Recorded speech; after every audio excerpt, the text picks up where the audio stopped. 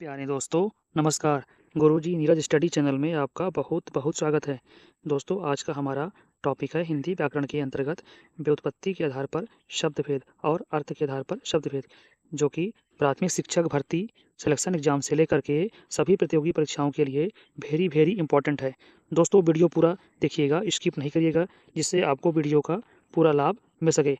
तो चलिए दोस्तों, वीडियो अच्छा लगे तो एक लाइक कर दीजिएगा और चैनल को सब्सक्राइब ज़रूर कर लीजिएगा, जिससे वीडियो के अपलोड होने की सूचना आपको मिल सके। और एक प्यारा सा कमेंट करके अवश्य बताइएगा कि आपको वीडियो कैसा लगा। तो चलिए दोस्तों, आज का हम टॉपिक शुरू करते हैं।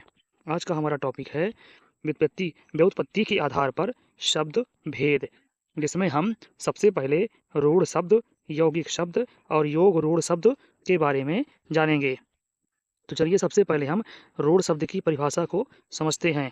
तो रूढ़ शब्द की परिभाषा है वह शब्द वह शब्द वह शब्द जिनके सार्थक खंड नहीं किए जा सकते हैं। वह शब्द जिनके सार्थक खंड नहीं किए जा सकते तथा खंड करने पर सार्थक अर्थ का बोध नहीं कराते हैं, उन्हें रूढ़ शब्द कहते हैं। साथियों, रूढ़ शब्द ऐसा होता है कि उसको विच्छेद करने के बाद कोई भी सार्थक अर्थ नहीं निकलता, सार्थक अर्थ जिसका न निकल पाता हो। इसको हम साथियों उदाहरण से समझते हैं। चलिए, उसका सबसे पहले ये एक उदाहरण है लोटा।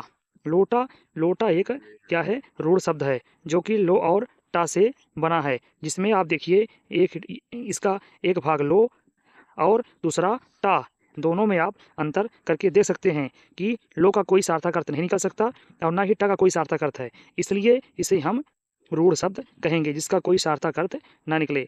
चलिए अब आगे देखते हैं और भी अच्छे से समझने की कोशिश करते हैं।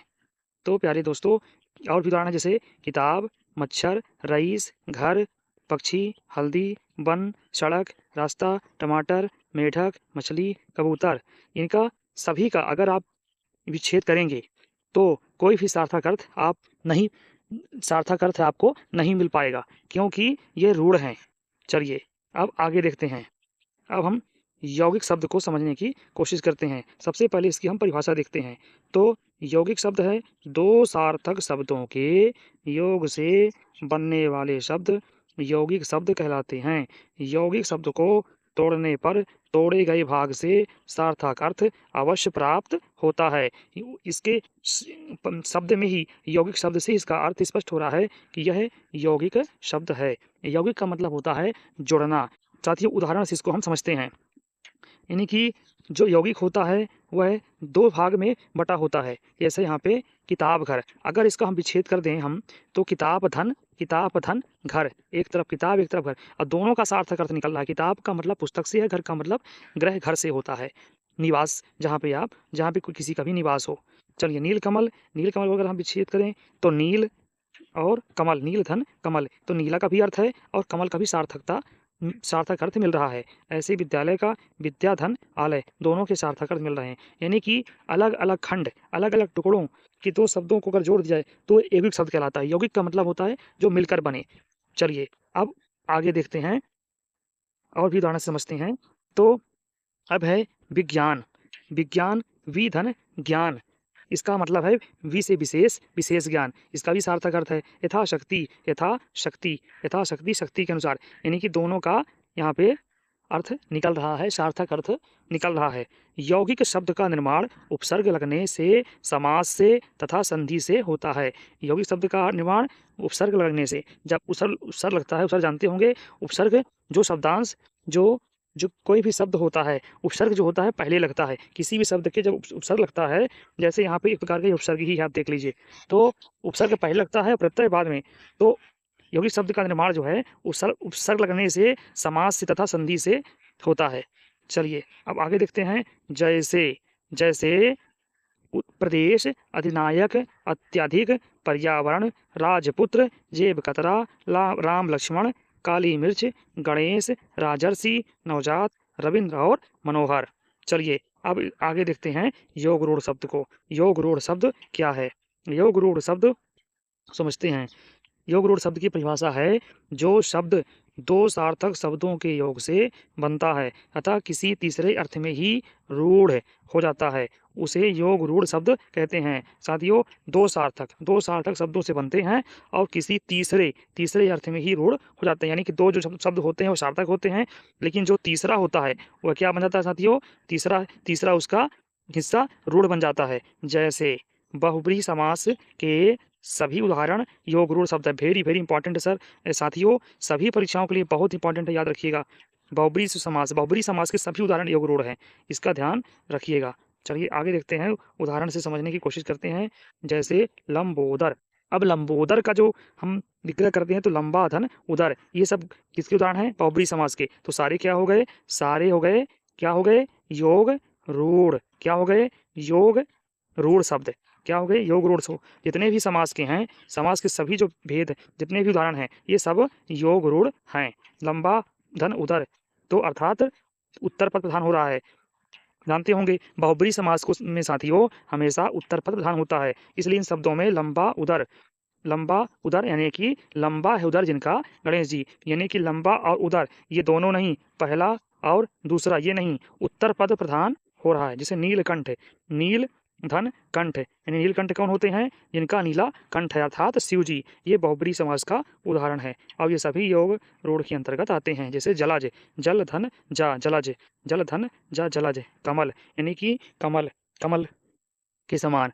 अब आगे दशानन। दशानन क्या है? दशानन अर्थात रावण, चंद्रशेखर, गजानन, पीताम्बर, गंगाधर, शूलपाणी, माखनचोर, पंचानन, चतुर्मुख, पवनपुत्र, गदाधर, बीड़ापाणी, ये सभी योग रूढ़ के उदाहरण हैं। चलिए साथियों आगे देखते हैं। अब योग रूढ़, यौगिक रूढ़ और योग रूढ़ के कंप्लीट होने के बाद अब ये आपका अगला है हमारा टॉपिक, अर्थ के आधार पर शब्द भेद। हम दोनों टॉपिक को इसमें हम कवर कर रहे हैं। अर्थ के आधार पर शब्द के भेद, इसमें अर्थ के आधार पर साथियों शब्द के दो भेद होते हैं, एक आर्थक शब्द और अनेकार्थक। तो सबसे पहले एक आर्थक शब्द क्या है, इसको हमको समझना है। तो एक आर्थक शब्द की सबसे पहले हम परिभाषा समझेंगे। एक आर्थक शब्द, जो शब्द एक ही विशेष अर्थ का बोध कराते हैं, उन्हें एक आर्थक शब्द कहते हैं। यानी कि जो शब्द एक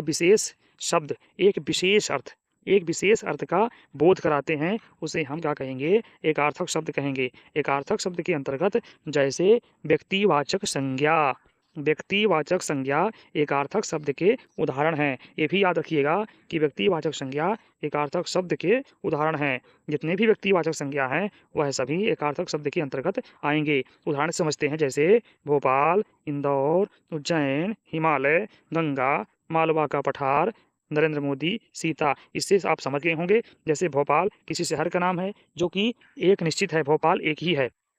इंदौर एक शहर का नाम है, भी एक निश्चित है। उज्जैन भी शहर का नाम है, निश्चित है, एक ही इंदौर है। हिमालय एक ही है, गंगा नदी एक ही है, मालवा का पठार एक ही है, और नरेंद्र मोदी भारत के प्रधानमंत्री हैं जो कि नरेंद्र मोदी एक ही हैं, और सीता एक ही है। यानी जितने भी शब्द हैं यहाँ पे सब यूनिक हैं, अपने आप में विशेष है, एक ही है। तो ये सभी व्यक्तिवाचक हैं, अपने आप में विशेष हैं। तो इनका अर्थ भी अलग नहीं निकलेगा। हिमालय का समंत पर्वत से, भोपाल का शहर से, इंदौर का सिटी से, नरेंद्र मोदी प्रधानमंत्री से, मतलब सब एक ही हैं, जो दूसरा अर्थ जिसका ना हो। तो ऐसे शब्द को हम एक अर्थक कहते हैं, जिसके शब्द के अर्थ एक हों। चलिए, उम्मीद है साथियों आपको समझ में आता होगा। चलिए अब अनेकार्थक शब्द को समझने की कोशिश करते हैं। सबसे पहले परिभाषा को देखते हैं। जो शब्द परिस्थिति के अनुसार शब्द से अधिक अर्थ प्रदान करते हैं, उन्हें अनेकार्थी या एकार्थी शब्द कहते हैं। यानी कि जो शब्द परिस्थिति के अनुसार शब्द से एक से अधिक अर्थ प्रदान करते हैं, उन्हें, माने कुल मिला के शुद्ध भाषा में अगर कहा जाए साथियों, कि जिसका जो शब्द एक हो, एक ही शब्द के अनेक अर्थ हों। जैसे उदाहरण से समझते हैं, जैसे पानी। अब पानी को हम चमकने वाला भी कहते हैं, तो पानी को चमक भी कहते हैं, और जैसे इज्जत भी कहते हैं। कैसे कहते हैं? जैसे किसी ने जैसे किसी के साथ कोई बहस हुआ, मान लीजिए, तो नहीं, इंसान नहीं कहता है कि पानी पानी हो गया मेरा, उसने पानी पानी पानी पानी कर दिया, यानी कि उसका इज्जत खराब किया। और जल, यानी कि ये सभी जो अर्थ हैं एक ही शब्द के हैं, पानी के ही पर्याय हैं। एक तरह से यानी इसको हम पर्याय कह सकते हैं, इसमें कोई अतिशयोक्ति नहीं होगी। चलिए और आगे उदाहरणों से समझने की कोशिश करते हैं। तो गुरु को हम शिक्षक भी कहते हैं, और गुरु को महान भी कहते हैं। तो आचार भी कहते हैं, और भी जोड़ सकते हैं, आचार भी कहते हैं। तो इस प्रकार से साथियों ये सब अनेक हैं, ये सब पर्यायवाची हैं। और गुरुवार भी कहते हैं, बृहस्पति भी कहते हैं, बड़ा भी कहते हैं, गुरुवार भी, ये गुरुवार भी कहते हैं। तो यानी कि इसके गुरु के अनेक अर्थ निकल रहे हैं। है मतलब गुरु से, लेकिन सब जितने भी हैं तो इसके जो अर्थ हैं, शब्द तो एक ही है पर अर्थ बहुत सारे हैं। ऐसे हम शब्दों को अनेकार्थी शब्द कहेंगे, एक शब्द के अनेक अर्थ। चलिए और भी है, कर है, टैक्स है, हाथ है, करना है, ये सभी इसके अंतर्गत आएंगे। चलिए दोस्तों, उम्मीद है कि आपको वीडियो पसंद आया होगा। चलिए साथियों, इसी के साथ आज का हमारा टॉपिक कंप्लीट होता है। तो चलिए दोस्तों, वीडियो कैसी लगी एक प्यारा सा कमेंट करके ज़रूर बताइएगा और वीडियो को लाइक करिएगा और हमारे चैनल को नए हों तो सब्सक्राइब जरूर कर लीजिएगा, जिससे हम आगे आपको अच्छा से अच्छा कंटेंट दे सकें तथा अपलोड होने की सूचना भी आपको मिल सकेगा। और चलिए प्यारे दोस्तों, आपसे हमारी मुलाकात अगली वीडियो में होगी। तब तक के लिए बहुत बहुत धन्यवाद। जय हिंद, वंदे मातरम।